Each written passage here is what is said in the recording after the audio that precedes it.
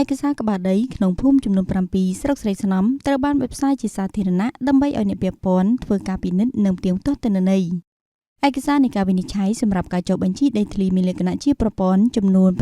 7542ក្បាលដីស្ថិតក្នុងភូមិស្លែងតាវែនពងរបាត់ច័ន្ទភូមិស្លែងគង់ភូមិល្បើកភូមិសំរោងខ្លាំងហាយភូមិគុកថ្កូវក្នុងឃុំខ្លាំងហាយស្រុកស្រីស្នំខេត្តសៀមរាបត្រូវបានបែបផ្សាយជាសាធារណៈនៅថ្ងៃទី15ខែកក្កដាឆ្នាំ2026នេះដើម្បីឲ្យអ្នកពាក់ព័ន្ធធ្វើការពិនិត្យនិងផ្ទៀងផ្ទាត់ទិន្នន័យឲ្យបានត្រឹមត្រូវមុននឹងចេញបានកម្មសិទ្ធិនៅពេលខាងមុខលោកស្រីញឹមសុភ័ក្រអនុប្រធានមន្ត្រីរៀបចំដែនដីនគររូបនីយកម្មសំណង់និងសុរិយោដីខេត្តសៀមរាបបានឲ្យដឹងថាសម្រាប់ការបិទផ្សាយនេះគឺដើម្បីឲ្យបងប្អូនប្រជាពលរដ្ឋដែលមានក្បាលដីចុះបញ្ជីរួចធ្វើការត្រួតពិនិត្យផ្ទៀងផ្ទាត់ទិន្នន័យនៅឈ្មោះឆ្នាំកំណើតប្រភេទទ្រាំឈ្មោះឪពុកម្ដាយទំហំដីរូបរាងដីរបស់បងប្អូនដែលការបិទផ្សាយនេះចាប់ពីថ្ងៃទី15ដល់ថ្ងៃទី29ខែកក្កដាឆ្នាំ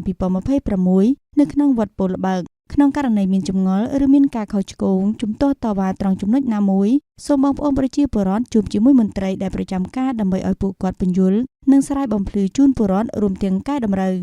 លោកហាន់រិនអភិបាលស្រុកស្រីស្នំមានប្រសាសន៍ថាការចុះបញ្ជីដីធ្លីមានលក្ខណៈជាប្រព័ន្ធនាពេលនេះគឺពិតជាមានសារៈសំខាន់ខ្លាំងណាស់ទី1គឺដើម្បីជៀសវាងចំនួនដីធ្លីទី2ការគ្រប់គ្រងដីធ្លីប្រកបដោយតម្លាភាពនិងប្រសិទ្ធភាពខ្ពស់ការចុះបញ្ជីដីធ្លីនាពេលនេះគឺចុះបញ្ជីទាំងដីរដ្ឋនិងដីឯកជនដោយអនុវត្តត្រឹមត្រូវតាមបច្ចេកទេសនិងនីតិវិធីដោយក្នុងបណ្ដាប្រទេសជឿនលឿននៅក្នុងពិភពលោកកំពុងអនុវត្តស្របតាមការកំណត់នៅក្នុងគោលនយោបាយដីធ្លីរបស់រាជរដ្ឋាភិបាលដើម្បីកាត់បន្ថយភាពក្រីក្រទំនាស់ដីធ្លីក្នុងសង្គមនិងការអភិវឌ្ឍប្រទេសជាតិប្រកបដោយចីរភាព